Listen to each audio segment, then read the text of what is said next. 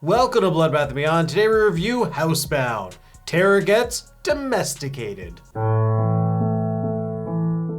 Written and directed by Gerard Johnstone, starring Morgana O'Reilly, Rima Te Wiata, Glen-Paul Waru, Ross Harper, and Cameron Rhodes. This movie's about Kylie. She's a delinquent caught for burglary and put on house arrest at her mother's place. And she finds out that her childhood home may be haunted. This is a Patreon recommendation from our top donator over on Patreon. Y'all know his name. It's Deke, and he leveled up, and now he's recommending 2 movies a month, and we have like the list, and it's a pretty cool list. And this was one of those movies that I wish we kind of reviewed back when it came out. I did have the opportunity to watch it, but I didn't spoil it, and I made sure that John went in blind as well. But that being said, this is going to be a non-spoiler review. If you've seen this, then you know some of the parts that we're gonna dance around, but this is absolutely a movie to go in completely blind to. So what do we like? I'm actually gonna kick it off with the story. I was very impressed with how they told this because it has a great mix of genres. We have the subtle comedy, we have the tense moment that you would get from like a paranormal movie with suspense, and there is a lot of mystery to it. It just keeps you guessing. It doesn't matter how far into the film you get, they are constantly throwing curveball after curveball after curveball, and you don't know what's going on. Yes, it's absolutely a roller coaster, and I think the comedy really helps it. We've said it before, we're big fans of New Zealand style comedy, obviously being fans of Flight of the Conchords, or even British comedy. It's kind of the same, where it's like really, really deadpan or completely subtle. Aren't you lucky, Kylie, having all that fancy technology on your foot? Quite spoiled. I usually hate paranormal movies, but this had a charm that really made me appreciate what was going on in between some of the scares, because I was frightened a lot. Oh, I heard there's like a ghost figure in the basement. They go down there and it's like, okay, I was freaking out. And that's where they mix in comedy and tension, because we have Amos. He's the security that is like watching Kylie, who's under house arrest. So if anything like happens or she tries to escape, he's first on the scene and be like, yo, what's going on? Your collar went off. When we get this situation of witnessing paranormal entities in the basement, you think, okay, Amos being a security guard is just gonna like blow it off, but he does the exact opposite. It's colder in here, you noticed that? Yeah, like it turns out that he's a ghost hunter. So that's like one of the first kind of twists that we get, I guess, which is hilarious. And that one is not really a spoiler, it happens really early on, but it really helps with everything. Like, When I light some candles, play pass the parcel with a fucking dead girl, I don't have time for that. Kylie, as long as you live in this house, I'm not sure you have a choice. the comedy is fantastic. I think the acting is really great as well. And like coupled with the characters, of course. Like Kylie is just like a mega bitch. And her mom is somewhat welcoming, and there's the friction within the house, which is excellent. Thursdays and Fridays are Coronation Street nights, but it starts at 7:30, and it's almost 7:30 now. So like both the mother and Kylie, like the acting is fantastic. I mean, the same could be said for all the acting though, because I did like Amos or Amos. I don't know. I think it's Amos, like we would say it Amos, but they say it Amos, but I don't know. That's a North American, New Zealand discrepancy. He's what you see on the trees, a piece Amos. What are you going to do against a hostile spirit? You're just going to crack jokes? Nah, I'm gonna smash it in the face. Everybody's pretty good, even Dennis. Even our Bill Murray cross Robert Englund psychiatrist kind of guy or counselor. He's cool. And good guy Graham. And good guy Graham, as awkward as he might be. Just need to hold it in place until it sets. How long does that take? 10 minutes.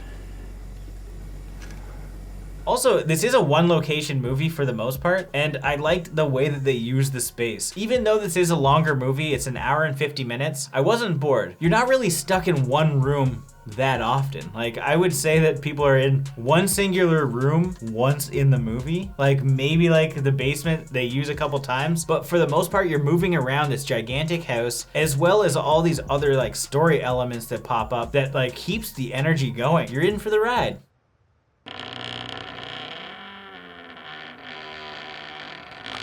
The basement has a really strong atmosphere to it, and then accompanied with the cinematography, it creates these genuine jump scares that are gonna have you on the edge of your seat, because we have that situation where Kylie's in one end of the room and a door is opening on the other, and they do that throughout the entire house, and it has you freaking out because the way the cinematography is presented, it gives you that like separation, and you find yourself looking more into the distance than you do at the characters and what they're doing. There's a lot of space in a lot of shots. So you get one little scare one time early on, and the rest of the movie you're like looking in the background like, okay, what's gonna happen? Is something gonna pop out? What's going on here? And that's what drives that tension up. Also, I think the lead is an absolute babe. She had a Daddario effect for me. She's on screen 90% of the time, but the Daddario effect, of course, is when Daddario's on the screen, you're captivated. And in this one, Kylie is like basically in every shot. I was just like, yep. She's cute.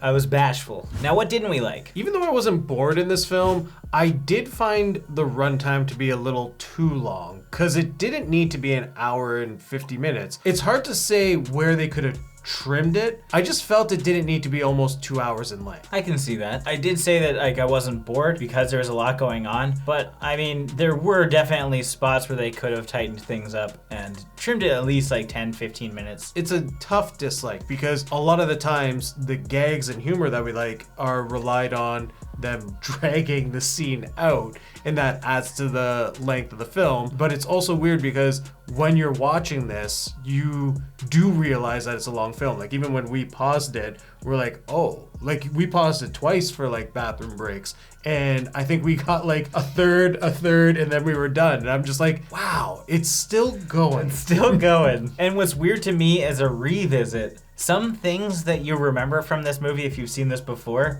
happen way later than you remember. There's a lot of buildup. Now it's time for our final thoughts and ratings. Housebound is a fantastic film. I really liked it because I like the comedy and I like the whole setup of the story. It's a movie that just keeps unraveling more and more layers, and it's just a fun ride. The characters are great. Their interactions are both awkward and funny, and then they counter the comedy with great tense moments. The way that they use the camera to separate the foreground from the background, and the use of space so you're constantly looking around the room trying to figure out where something's gonna pop out is gonna keep you on the edge of your seat, and I was scared a lot of the time. And I just think this was excellent from beginning to end. They definitely could have trimmed off a little bit of time somewhere, but I don't know if that would have taken away from the dry comedy or the tense moments, so it's hard to say what would have been done. But regardless, I would highly recommend this, so I'll give this 4.5 clumsy criminals out of 5. Housebound is one of those few films that does a fantastic job in delivering a story